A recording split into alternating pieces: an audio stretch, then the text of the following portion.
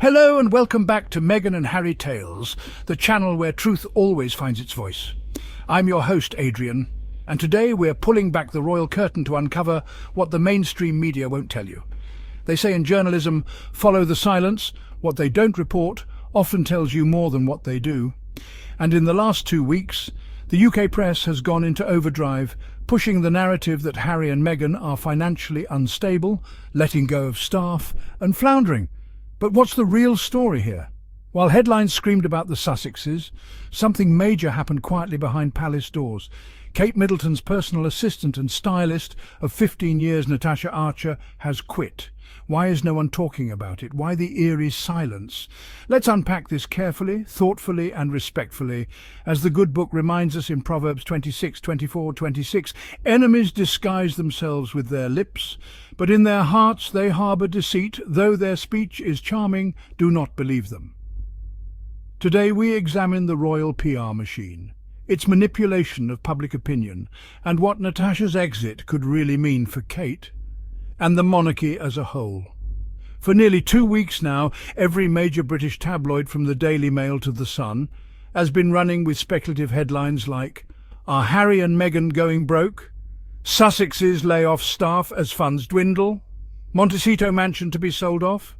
These headlines are bold, dramatic and designed to trigger public disdain, but when you actually read the articles, the evidence collapses faster than a house of cards. They quote anonymous insiders, unnamed sources and so-called friends of the couple. None of these claims are substantiated, not a single named credible source. And yet this coordinated media blitz achieved its goal: deflection. Because while all this noise surrounded Meghan and Harry, the palace quietly confirmed that Natasha Archer, one of Kate's longest-serving and most trusted aides, had decided to resign. Why? To the untrained eye, a personal assistant leaving a high-pressure royal role after 15 years might seem normal. But in the royal world, especially within Kate Middleton's tightly controlled orbit, it's a seismic shift. Natasha Archer wasn't just a PA, she was Kate's stylist and fashion strategist, her travel coordinator, an unofficial fixer in times of image crises. A trusted confidant in a palace known for isolation, Archer began working with the Cambridges back in 2007.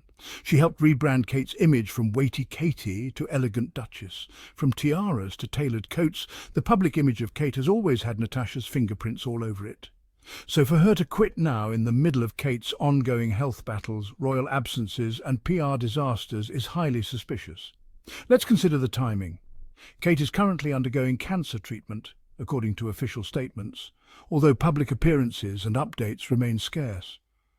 The royal family has been unusually quiet, even evasive, about Kate's health, triggering a wave of conspiracy theories. And now her right-hand woman for over a decade just walks away? Natasha's departure wasn't framed as forced or scandalous. It was painted as a peaceful new venture. But in a world where palace language is carefully curated, that phrase is often code for things fell apart behind closed doors. Why isn't this getting more press? Because instead of addressing the crumbling infrastructure inside the palace, the media spins Harry and Meghan's narrative like a carousel. This isn't the first time. We've seen it before. Whenever William or Kate face scrutiny, whether about a missed event, public blunder or internal staff drama, the tabloids pivot. Suddenly Meghan's being difficult or Harry is spending too much. It's a pattern. Let's look at recent examples. When Kate disappeared for 6 months in early 2024, the UK press focused on Harry's immigration status. When the Photoshop scandal hit regarding Kate's edited Mother's Day photo, the media spun up stories about Archie's school behaviour. Now, Natasha resigns, and suddenly Harry and Meghan are broke. Coincidence? No. It's strategic misdirection. It's the oldest trick in the book. Blame the outsiders to protect the insiders. Let's shift our gaze to Kate's recent outings, or rather the few she's made. The state banquet red dress incident. Kate arrived in a bright red Givenchy gown while every other woman wore white. She stood out, and not in a good way. Critics online noted that it felt last-minute, awkward and even out of protocol. The candle block. At the same event, a massive candle holder was placed directly in front of Kate. Photographs show her completely obscured. This echoes a similar event last year where she was hidden by a bush in an official palace post.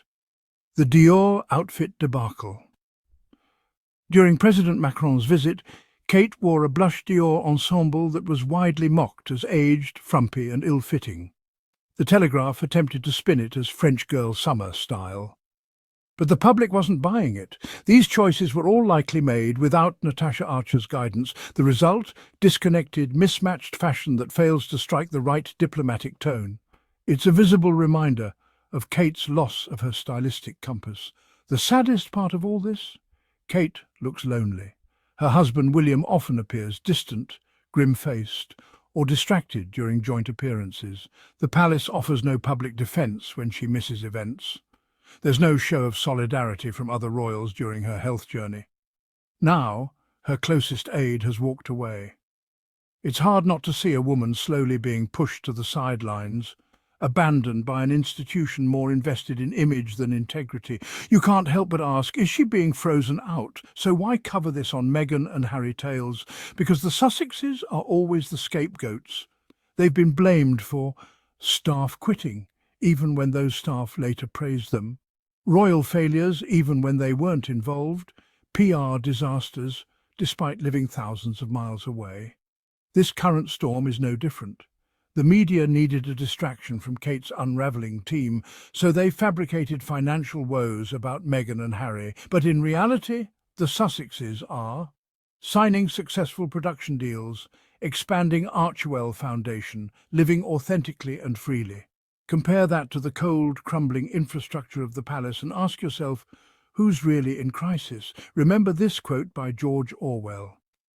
The people will believe what the media tells them they believe. The palace knows this. The tabloids know this. It's why Meghan and Harry are always in the headlines, because they sell, they distract, they protect the ones the firm doesn't want scrutinised. But not here. Here we talk truth. We spotlight the inconsistencies, we ask the hard questions. The resignation of Natasha Archer isn't just a staffing change, it's symbolic of deeper fractures inside the palace.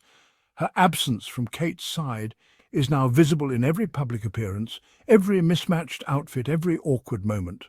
And while the media attempts to cover this up by pointing fingers at Harry and Meghan, we see through the smoke. Let us not be distracted. Let us not be manipulated. As Isaiah 54:17 reminds us, no weapon formed against you shall prosper, and every tongue that rises against you in judgment you shall condemn. Thank you so much for watching this deep dive here on Meghan and Harry Tales, hosted by yours truly, Adrian. I appreciate every one of you who joins me on this journey to bring the truth to light. Tell me below, do you think Natasha's resignation is connected to something bigger happening behind the palace gates? Do you think Kate is being set up? Or is this just another chapter in the firm's endless quest to preserve an illusion? Make sure to like, subscribe and hit that bell so you don't miss the next breakdown. And always remember, the truth is like a lion. You don't have to defend it. Let it loose. It will defend itself. St. Augustine, stay bold, stay curious, and above all, stay compassionate. God bless you, and I'll see you in the next one.